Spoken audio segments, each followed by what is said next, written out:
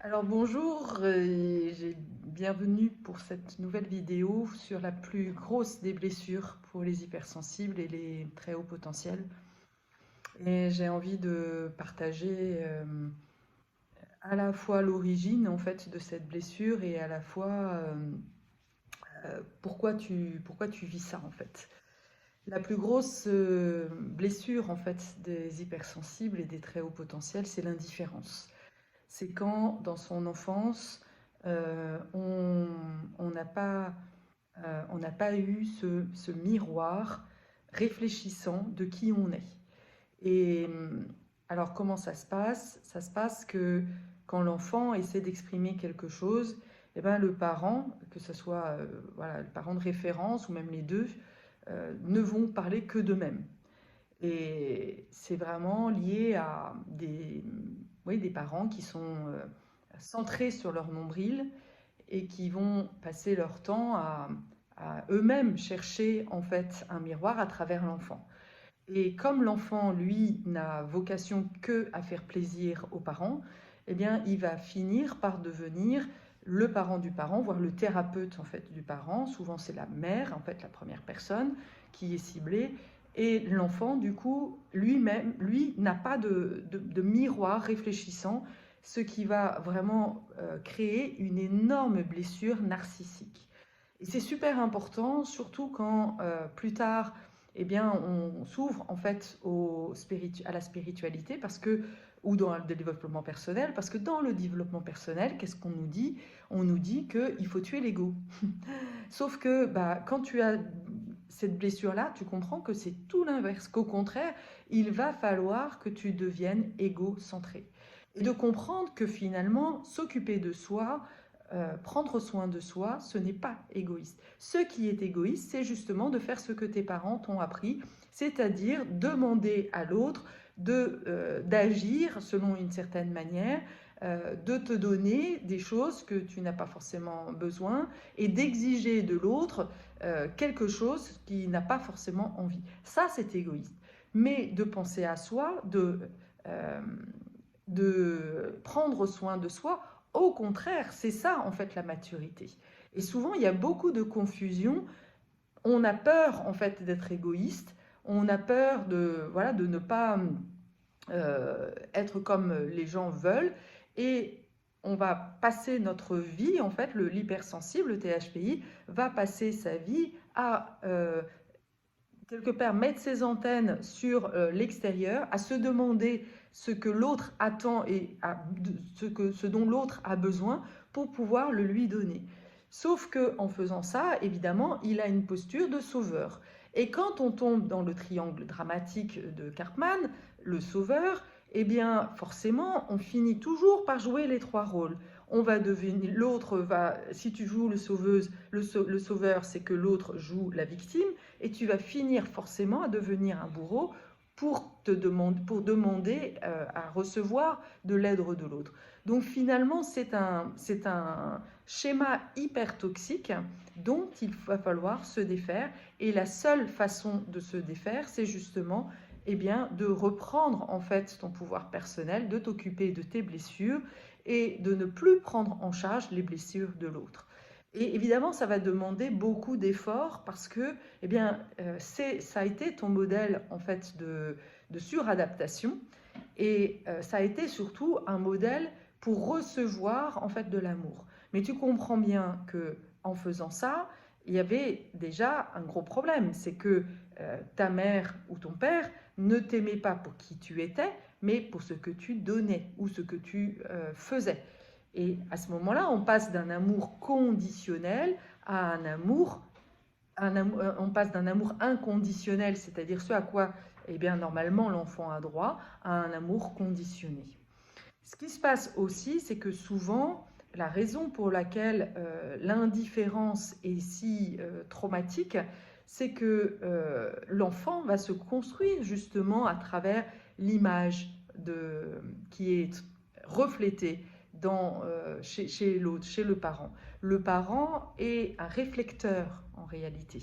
Et si tu n'as pas ça, eh bien, tu vas être comme une chauve-souris qui va émettre des sons, tu vas émettre qui tu es, et en réalité, tu n'auras jamais en fait de retour. Donc, tu vas avoir l'impression, la sensation que ça donne, c'est que tu es invisible. Puisque tu n'as pas de retour, tu es invisible. Et la vie va vraiment te le manifester, puisque tu as cette croyance-là. Évidemment, tu vas le vivre quotidiennement en fait dans ta vie. C'est-à-dire que quand tu vas être dans la cour de récré enfant, eh ben, on ne va pas te voir, on ne va pas être avec toi. Plus tard, tu vas avoir beaucoup de mal à avoir des amis. Tu vas avoir l'impression qu'on ne t'écoute pas, qu'on ne t'entend pas. Tout ça parce qu'en réalité, eh bien, énergétiquement, ton attention, elle est portée sur l'autre et toi, quelque part, tu n'as pas de densité énergétique. C'est comme si eh bien, ton aura, justement, était trop évaporé en fait. Tu es de l'air, tu es trop élément air et l'enjeu justement va être de non pas, alors ça aussi hein, dans le développement personnel on va te dire il faut que tu t'ancres. Non, non c'est pas ça, c'est qu'en réalité il va falloir que tu manifestes vraiment dans la matière que tu existes. Ce que je note, et c'est très important de le voir, que même avec un thérapeute, ça peut se jouer, parce que moi, je suis toujours en fait en résonance avec les vibrations de mes clients, de manière complètement intuitive, et ça se fait comme ça. Ce que je note, c'est que souvent, les personnes qui ont cette blessure-là, eh bien, tu peux être sûr que j'oublie le rendez-vous, par exemple, ou voilà, où je n'arrive pas à me souvenir du prénom. Ça, c'est quelque chose que je note.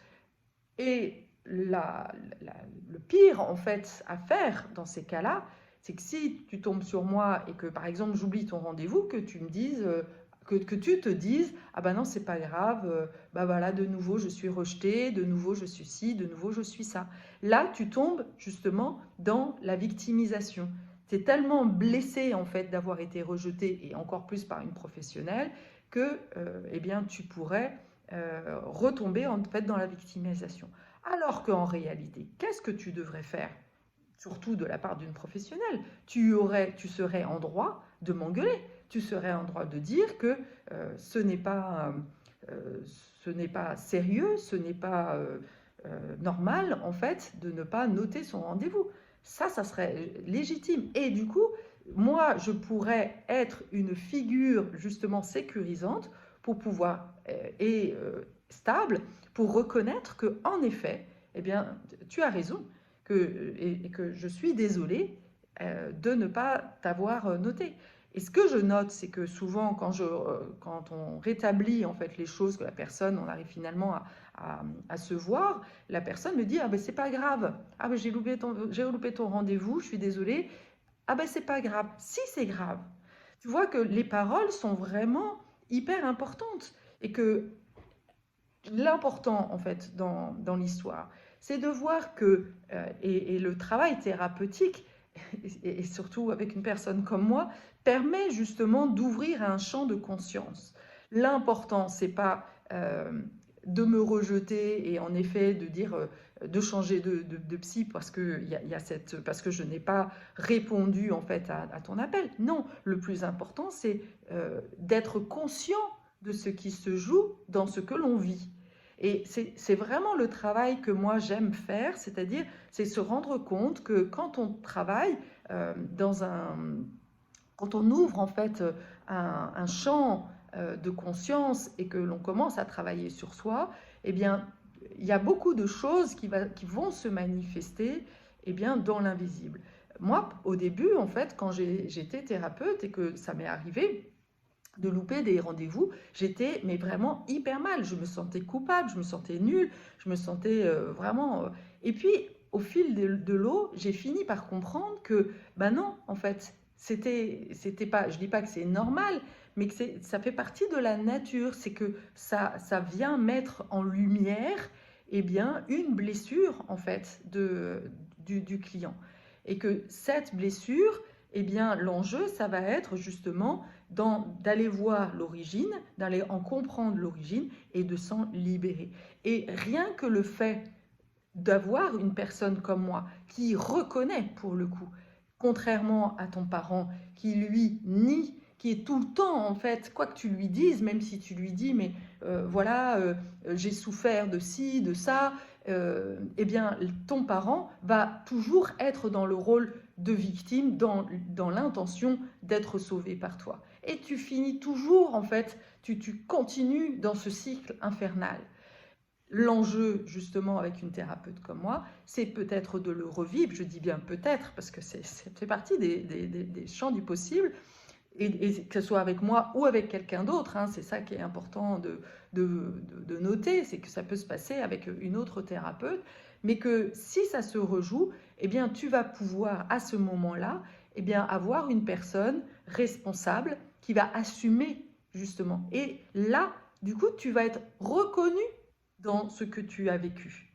C'est la seule façon, quelque part, de vraiment guérir cette blessure de l'indifférence, c'est de la revivre, mais à ce moment-là, de pouvoir être reconnu pour le fait que, oui, toi, tu avais ce droit, en fait, de réclamer, en fait, ton rendez-vous, et à ce moment-là, que je peux reconnaître que je me suis trompée.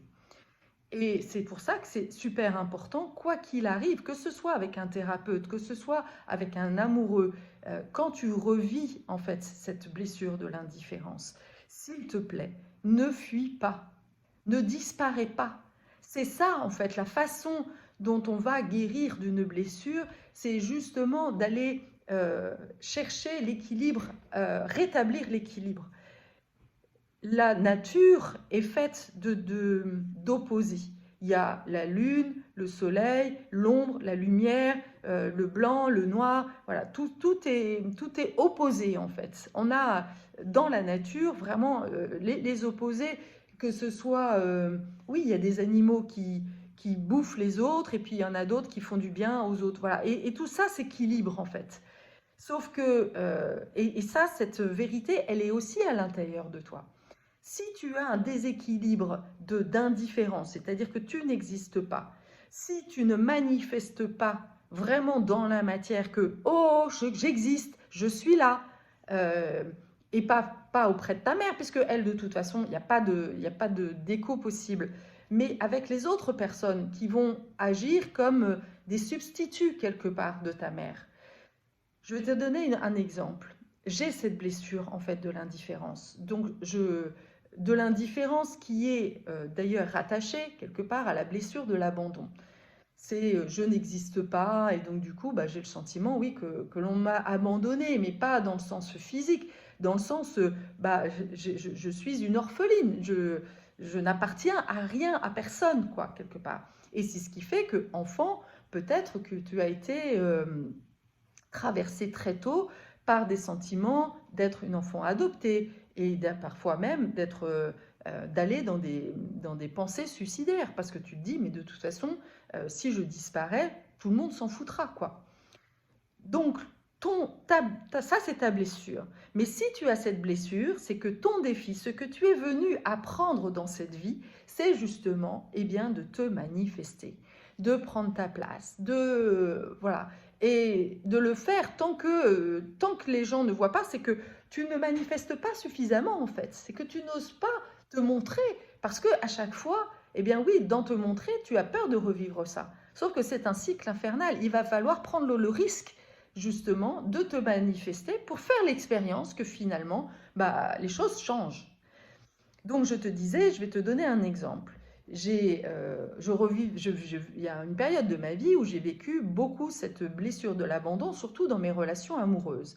Et il y a un moment donné où je revis ça et je me dis, non mais c'est pas possible quoi. Et je décide de vivre pleinement en conscience, parce que j'avais fait tout un travail justement où j'avais compris que à partir du moment où on vit quelque chose, tant qu'on l'évite, tant qu'on essaie de refouler la douleur que représente cette blessure, on va la revivre, on va te la représenter tant que tu ne l'auras pas réglée. Donc, je me suis dit, ok, merci l'univers de m'envoyer quelqu'un qui me permet de vivre pleinement cette blessure de l'indifférence. Et vraiment, je me suis centrée sur mes ressentis, mes douleurs, cette sensation de ne pas avoir que l'autre disparaisse. C'est vraiment ça. Voilà, on était en lien, en relation, on avait commencé une relation qui était plutôt sympa, et du jour au lendemain, pouf, il n'y a plus personne. Donc, il y a vraiment cette sensation que bah, je n'existe plus, en fait. Il y a un écho, et tout d'un coup, boum, et le lien, je disparais, quoi. À la fois, c'est lui qui disparaît, mais le ressenti, c'est que moi, je n'existe plus. Ça, c'est ce que je ressentais. C'est vraiment cette blessure, cette déchirure que tout d'un coup, alors évidemment, il y avait cette culpabilité, qu'est-ce que j'ai fait de mal? Et ça, je savais que c'était aussi un évitement de revenir, en fait, dans des mécanismes que ma mère en fait faisait ou mon père faisait, c'est-à-dire d'être dans la culpabilité pour moi devenir la victime et dans l'espoir d'être sauvé. Ça ne marche pas, la plainte, vouloir être sauvé, ça ne marche pas.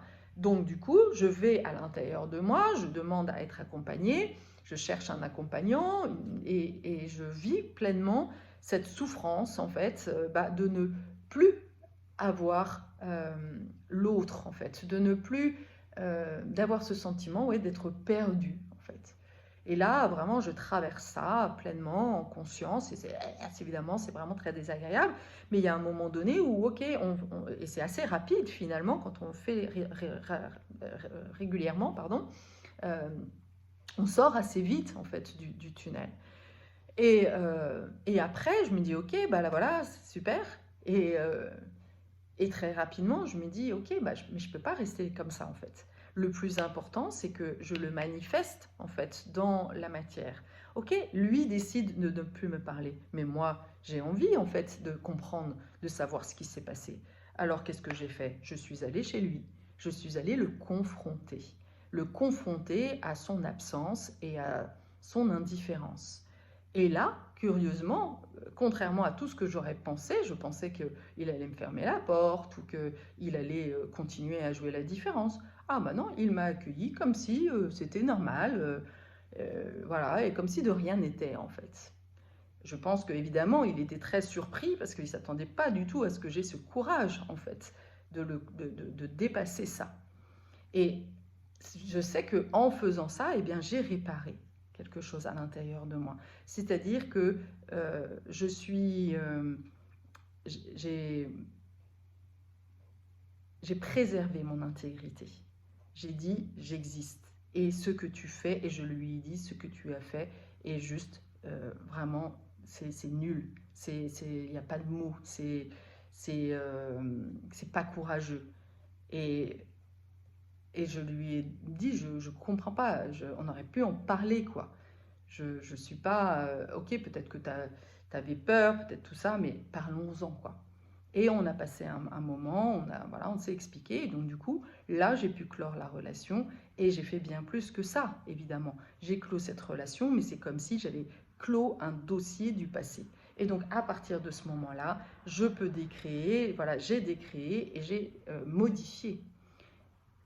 Ce que je veux dire, en fait, c'est que on trouve en ce moment beaucoup de techniques très énergétiques qui te font penser que il suffit de dire que tu décrées le jugement, que voilà, avec Access Bar par exemple, parce que je sens qu'il y a une grosse montée en fait de ce courant d'Access Bar ou de d'autres techniques qui ne passent même pas par le corps, qui te font croire qu'il suffit juste de faire quelques formules pour pouvoir changer les choses. Personnellement, moi, ça ne marche pas. Je ne dis pas que ça ne marche pas pour tout le monde, mais moi, en fait, je sais que mes blessures, elles sont tellement profondes et elles sont ancrées depuis tellement longtemps, depuis mon enfance, en fait, très profondément, que ça ne marche pas. Je pense que ces techniques marchent pour des petites blessures, mais pour des traumatismes, je pense que ça saurait, en fait, si ça marchait vraiment. Et je crois vraiment qu'il faut repasser par l'énergie, il faut revivre justement la souffrance. Et ça, c'est Peter Levine, en fait, qui a commencé à comment dire, modéliser ça. Moi, je le faisais déjà quand j'ai lu son bouquin Dépasser le tigre, ou je ne sais plus comment ça s'appelle.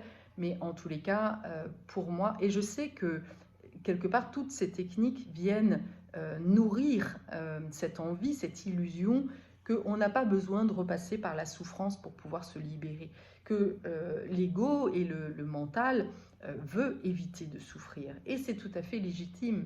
Sauf que là, ce n'est pas une souffrance pour souffrir, c'est une souffrance qui délivre en fait.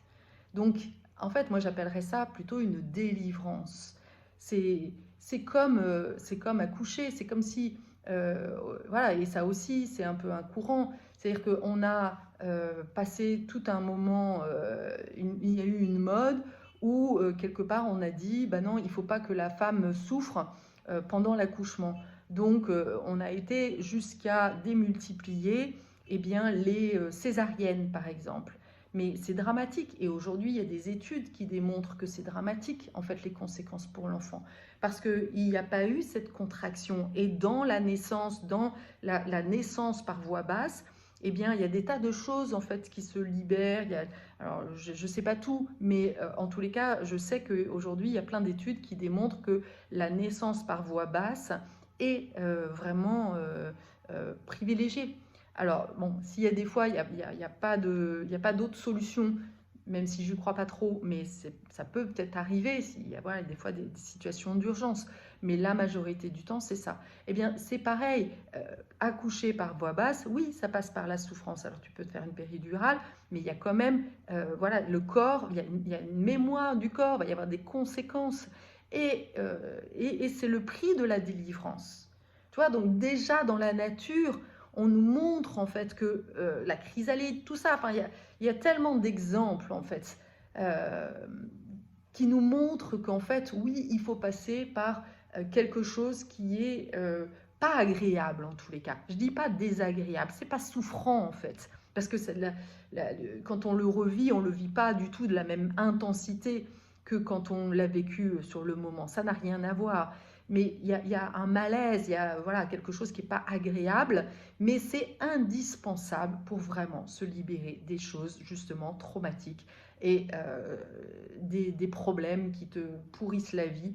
Donc voilà, ça c'est le message et c'est ce que je voulais vraiment transmettre et qu'il y a un moment donné, il faut aussi passer par le côté concret, il faut que dans la matière, tu le revives vraiment concrètement et que tu te manifestes pour dire, ok, ça, j'ai le droit, je manifeste, et ça peut être soit voilà, d'aller voir la personne, soit de le manifester auprès de la justice, mais il y a quelque chose, il y a un acte symbolique, ça c'est voilà le symbolisme, la justice c'est symbolique, c'est à un moment donné, oui j'ai le droit, j'ai le droit d'exister.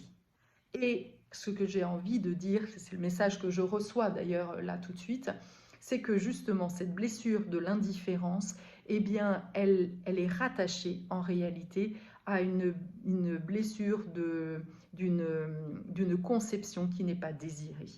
Et donc, quelque part, toute ta vie, tu vas passer ton temps à croire que tu n'es pas désiré. Il y a une blessure, une mémoire, c'est dans tes cellules, et quelque part, voilà, tu vas penser que tu ne mérites pas d'être ici.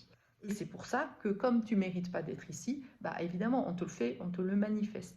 Et que ça, encore une fois, la seule façon de t'en sortir, c'est justement de dire j'ai le droit et j'ai la joie d'être là. Et ça, c'est ton défi. C'est le défi de tous les THPI de dire j'ai la joie en fait d'être là. Je manifeste mon incarnation en fait. Et c'est un sacré travail parce que, eh bien, vraiment dans tes cellules est ancrée, est inscrite, est engrammée la mémoire que non, tu ne mérites pas d'être là. Voilà, tu n'étais pas prévu en fait, tu n'étais pas attendu, mais tu es là. Et c'est ça qu'il faut comprendre, c'est-à-dire que c'est pas parce que tes parents n'étaient pas attendus, à la fois tu n'étais pas attendu et à la fois tu es là. Donc c'est que quelque part, toi, c'est peut-être toi qui as tellement voulu être là, qui avait tellement désiré d'être là, que bah voilà, tu as choisi en fait ça. Et l'autre chose, c'est que tu as fait le choix, évidemment, de t'incarner avec cette mère, ces parents-là, qui ne voulaient pas de toi, justement, encore une fois, pour pouvoir faire l'expérience, de manifester eh bien, ta différence et de ne rien devoir à personne en fait. C'est toi avec toi-même. C'est qu'il y a un moment donné, c'est un choix d'être vivante, c'est un choix d'être incarnée et de prendre sa place dans le monde. Tu ne peux pas passer ta vie à en vouloir à tes parents d'avoir fait ci ou d'avoir fait ça. Il y a un moment donné, il faut lâcher le passé, il faut remettre, il faut pardonner pour toi t'autoriser la vie justement de tes rêves. Et je peux t'assurer qu'en tant que THPI, finalement, ta mission, c'est justement d'être dans la joie. C'est de t'éclater en fait. C'est ça ta mission. Donc, profites-en. Voilà. Voilà le message du jour.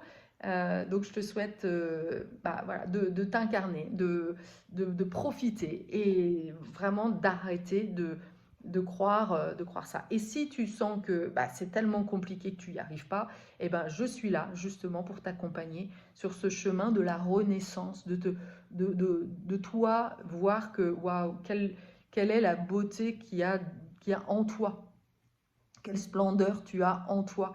Et faire l'expérience justement d'avoir un miroir qui voit justement la splendeur en toi. Et c'est pour ça en fait qu'on a besoin parfois aussi de thérapeutes voilà, qui voient la beauté dans les gens. Je te remercie de ton attention et je te souhaite à bientôt. N'hésite pas voilà, d'écrire des commentaires, de me dire comment ça résonne en toi.